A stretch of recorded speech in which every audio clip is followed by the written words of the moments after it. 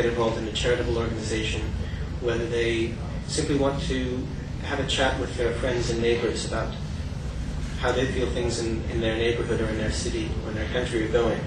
And all of this comes through what people know and what people are aware of. And you have enormous examples, very big dramatic examples, such as you all probably heard the song "We Are the World." That came out of photographs taken by very intrepid photographers of the effects of drought and the starvation and the famine going on in the Sahel region in the mid-1980s. It ultimately led the world to pay attention, and there was a mobilization that was international, that was enormous in scale, to try to help the people in that region. It's not always that big and that dramatic, but I do think that every piece of information that comes out, the goal is that it is useful to somebody. I remember that probably when I was here in Morocco, the story that I wrote for AP, and a lot of what I did, a lot of what you do for Newswire is sort of 200-word, 300-word blurts of information. And sometimes at the time you sort of wonder why you've done it and whether it's just disappeared into the ether. Upon reflection, I came to decide that every bit of it is useful. There was one thing I wrote that at the time seemed particularly inconsequential. It was a morning when I woke up, and perhaps some of you remember it. I woke up in my bed, and indeed my whole room was shaking violently. And this lasted for a few seconds. And then I leapt out of bed, and I did what I'd been told to do when I was a kid. And I stood in the doorway, and of course it was too late by now. And if the earthquake had been any stronger, I would have been, crushed. And luckily, it was a very mild earthquake. And I got on the phone with the people who monitor seismic activity and confirmed that it had been an earthquake and what the measuring had been on a Richter scale. But it happened off the coast of Portugal, actually, but some of the waves came down to Morocco. And I wrote a story for AP, and afterwards I thought, who cares? Anybody who may have been affected by that earthquake already knows about it.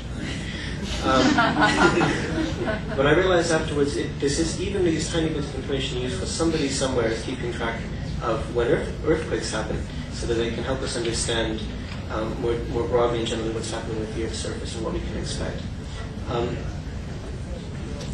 To bring this back to Morocco, David mentioned the small newspapers in the press and how there's been an opening in the press in recent years in Morocco. And so we're seeing this effect in Morocco. I think, as David said, it's something new, but it's exciting to watch that these papers are writing about local issues and becoming more daring. And whether it's the small doings of a small town in the countryside, or whether it's it involves the highest levels of power, it's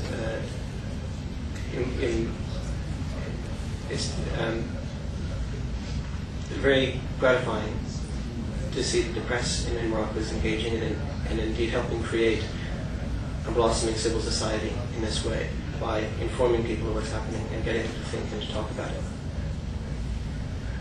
Thank you very much. I've been given a 2-minute notice. Thank you very much. You can see I'm being very aggressive at the time, but that's only because I think it's going to be particularly interesting to have a discussion with you all, and so that's why I'm being such an ogre. Our next speaker is Houda Ansary, another journalist with whom I've worked for a couple of years. Houda is a journalist currently with the political correspondent for the Francophone weekly La Vie Économique, which I think is one of the best newspapers in Morocco. And she's been there since September of 2005. Before that, she was a journalist and copy editor for the weekly Tel Kel, which I mentioned before as well, and a journalist for the English language newspaper Morocco Times.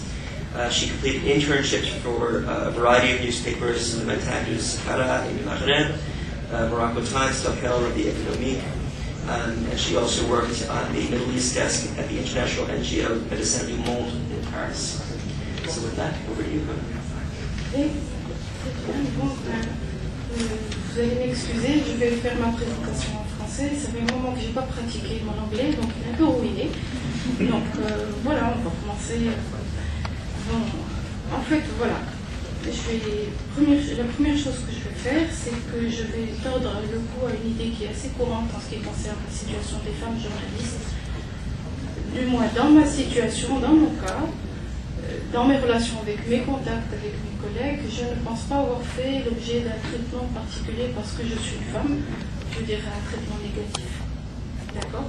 Parfois, au contraire, il arrive que des sources aient davantage confiance en vous parce que vous êtes une femme que s'ils avaient affaire à un journaliste homme.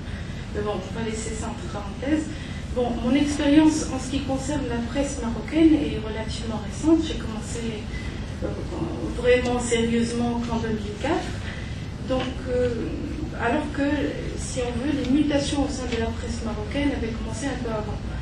Donc, ce que je propose, c'est déjà de dresser le portrait de la situation de la presse aujourd'hui au Maroc, d'accord ? Et ensuite, quitte à ce que vous me posiez des questions sur les situations au quotidien, par exemple, les cas où on a des pressions, où on a des cas de corruption au niveau de la presse, etc.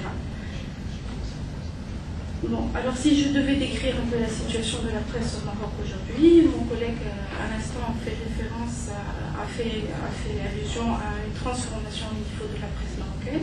C'est vrai, il y a un changement qui est en cours, ce qui signifie que aujourd'hui la situation n'est pas tout à fait rose, elle n'est pas complètement sombre non plus, elle est quelque part entre les deux, et on se retrouve parfois avec des avancées, parfois avec des reculs. Et tous ces changements sont pour l'instant tous temporaires.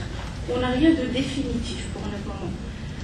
Bon, je vois qu'il y a pas mal de personnes qui sont étrangères ici, donc j'imagine que si vous avez entendu parler de la presse marocaine jusqu'à présent, ça devait être surtout dans le cadre de procès qui a été médiatisé à l'international, comme ceux de tel quel et de Nishan l'année dernière et l'année d'avant. Il y a eu aussi le cas du journal qui a perdu son directeur de la rédaction, M. Jamei, il y a quelque temps, qui a été obligé de démissionner. Plus récemment, on a eu l'affaire Messa, où on a un procès où ce quotidien, c'est tout le groupe en fait qui risque de disparaître à cause de dommages et intérêts qu'on lui a réclamés et qui s'élèvent aujourd'hui à 6 millions de dirhams, en plus de la vente.